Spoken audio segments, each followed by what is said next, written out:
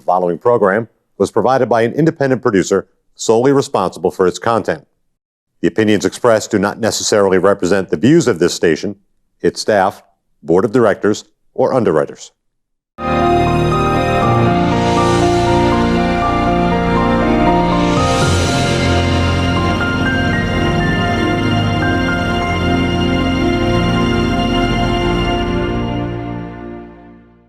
Hello, this is People's View, and I want to introduce Kevin Scully, who's running for Alderman in Ward 7 in Nashua. Ward 6. Right? 6. Welcome aboard. All right. Hey, thanks for having me. How's it going so far? Well, it's going. I mean, this is not the first political campaign I've been involved with, as you know. Yeah, you were representative there for a year or 2 years. Yes, I was. Yeah, for the ward. So I know the ward. I've walked all the streets, and I've pretty much knocked on all the doors there as well. So I've got to talk to a lot of people there over the course of that, the two campaigns. It's nice that you're known there. I mean, they know you did work up there. You did a heck of a lot of good jobs in Concord. You got things that I never thought a freshman would do. Well, thank you. Yeah, I did get some things done. I guess I was probably, in some respects, ignorance helped, in terms of my knowing. I didn't know what I couldn't do. You didn't know. So I did it.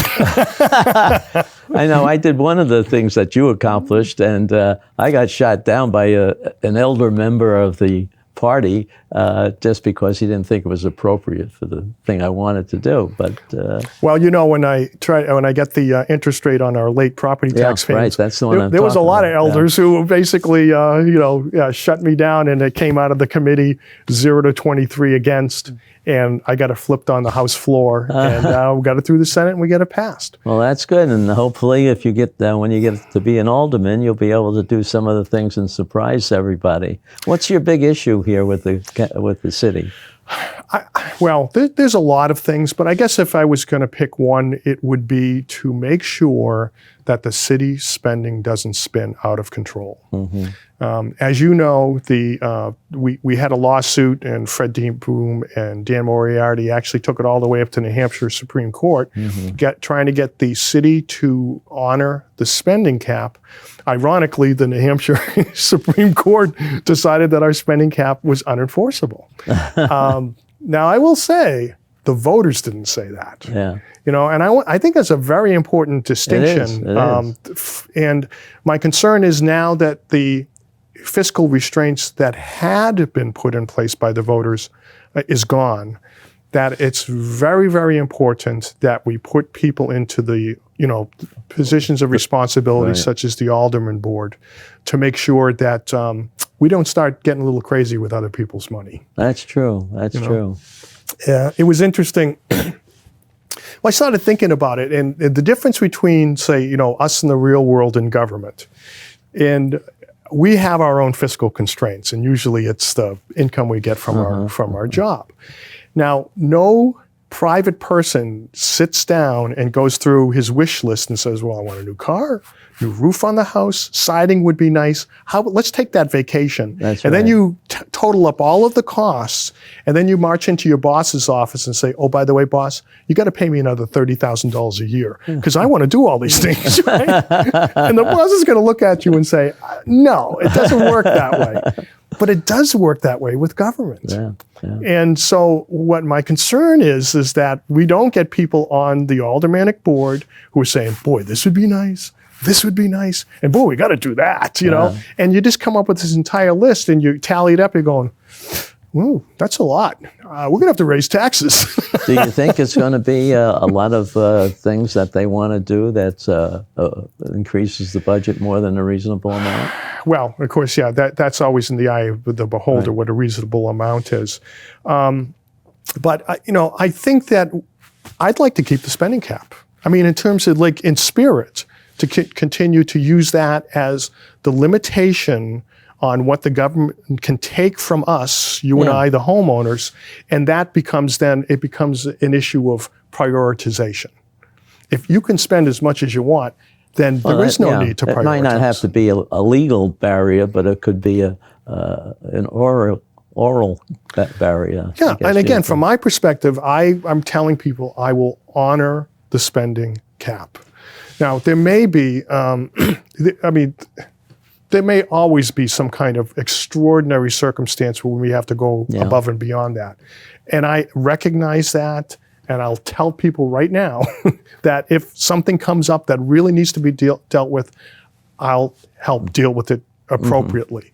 But barring unforeseen catastrophe or anything else like that, I plan to honor that spending caps because I want to make sure that affordability stays with all of us. It's funny, I think that's one of the big things you hear nowadays is how the city has to do something about affordable housing. Well, I think affordable housing starts with you and what you're being charged for with taxes. So that, what's one of my mottos, that's affordable one of the housing. Things that you look at when you buy a house. Of course, absolutely. And actually it affects the value of the house too. Right. If the taxes are too high, your value goes down. So one of the ways, if you want to increase your asset wealth, is to make sure that your taxes aren't too high. So, what about transparency with the, let the people know what's going on, give them a little bit of a warning, communication between the aldermanic board and the city and the people. Right. Well, that's one of the things. I think I did a pretty good job when I was a state representative of having my Facebook page and posting things that were up there. I gave a link to the calendar so everybody knew exactly what we were voting on every single week. And I'm going to try to do, well, if I'm elected. Of course. Excuse me. I will try to do the same thing as an alderman. So people, I don't want anybody to get blindsided by what's going on. I want to give people fair notice and enough leeway or pre-notification so that they can weigh in to me as to what they think I should be doing as their representative to the city. Well, there are a lot of other things that I can see now that are going to be coming up in the next year or two. A lot of capital expense. We're going to be talking about what do we do? But build another junior high? Do we have? What do we do with Elm Street? How do we handle the people who don't have a house to go to? The homeless people and the drug situation. Plus the fact that the school budget's always a bigger part of the bill, I guess you might say, every year.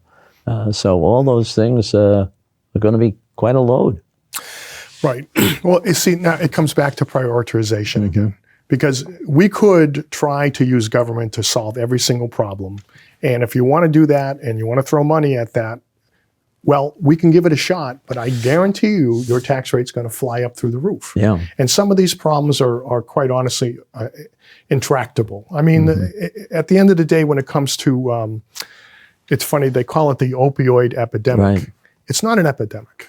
Because an epidemic is something where you have a disease that's communicable. Right. Where if I come in a room and I cough on you, you get it. That's an epidemic. What we have here is, God help those poor souls. There's a lot of people who are falling prey to weakness and causing that to happen. There's root and base causes, in terms of lack of meaning in people's lives. I do think having God in your life really helps, in terms of making sure that when tough times come, you have someplace to turn to. Folks who can't do that or fall prey to the weakness, pleasure, just seeking pleasure, whatever, those are personal issues. And I don't think the government can step in and fix that. I'm not saying we shouldn't help people in crisis situations, but I think you have to be very cognizant of the fact of what you can and can't do in this world and what government should try to do and what government should stay away from. Well, there are a lot of not-for-profit organizations in the city, more than I really ever imagined. But I don't know how well they're organized, and they do get money from the city. So that might be one way of focusing on providing some sort of direction.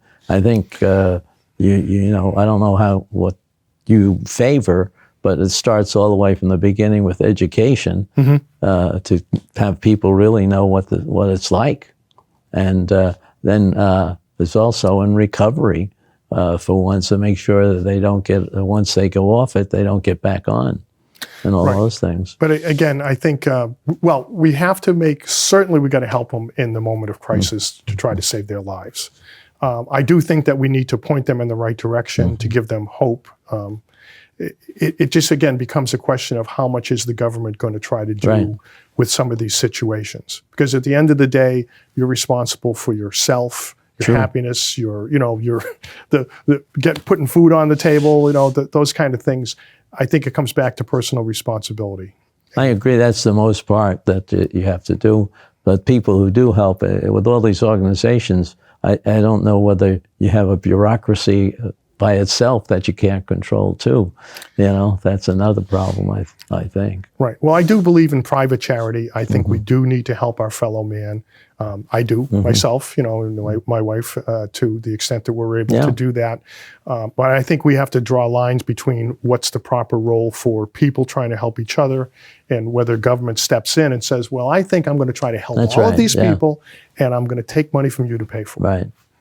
That's where I think that we have to be very, very careful, especially when you have people, elderly people on fixed incomes and houses. Oh, definitely. I mean, you can, again, I don't want to make them homeless. That's right. You hear a lot of stories like that, the people who are kicked out of their house because they had medical bills they couldn't pay or something like that. And then they're almost homeless.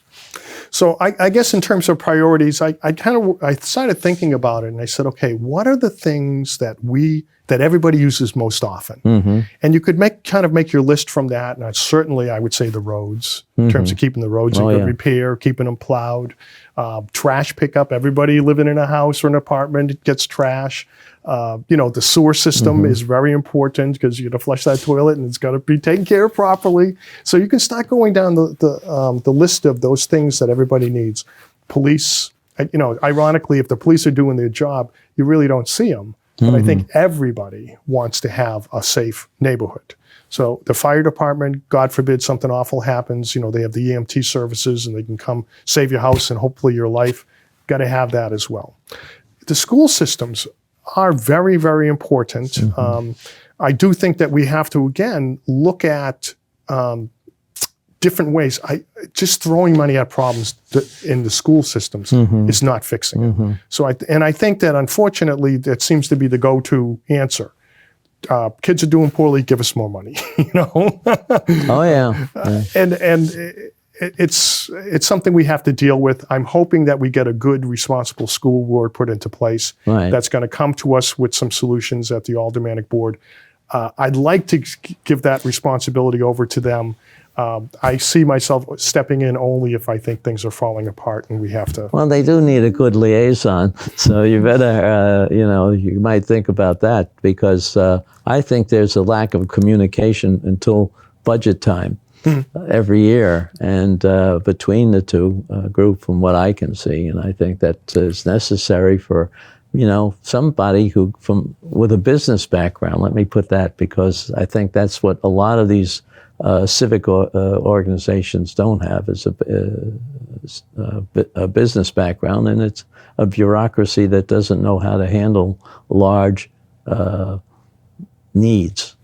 of needs. So, I mean, I have been, in trying to understand better how the whole operation works. I've met with the DPW. Was it Lisa Foto, which is lovely, lovely woman. I mean, a really with it person. She's handling all of the BTW.